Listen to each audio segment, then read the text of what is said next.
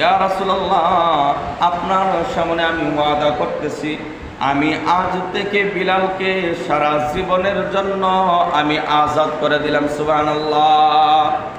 যখন এই কথা বললেন, বলার সাথে সাথে আল্লাহ নবী সাল্লাল্লাহু আলাইহি ওয়াসাল্লাম দোয়া করলেন এবং বেলাল রাদিয়াল্লাহু তাআলা আনহুকে বলতেছেন, ও বেলাল, তুমি আসো, আমার কাছে আসো। বেলাল রাদিয়াল্লাহু তাআলা আনহু যখন আল্লাহর নবীর কাছে আসলেন, আসার পর আল্লাহর নবী সাল্লাল্লাহু আলাইহি ওয়াসাল্লাম বেলালকে বলতেছেন, হে বেলাল, ও বেলাল, তুমি তোমার জামাটা একটু উঠাও না, তোমার শরীরটা আমি দেখতে চাই।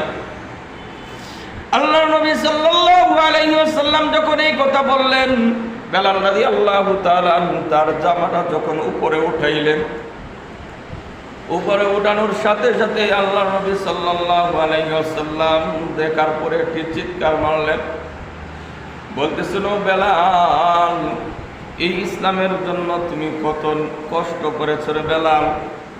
ও বেলাল, তুমি তো ইচ্ছে করলে এই কালিমাটাও ছেড়ে দিতে পারতে।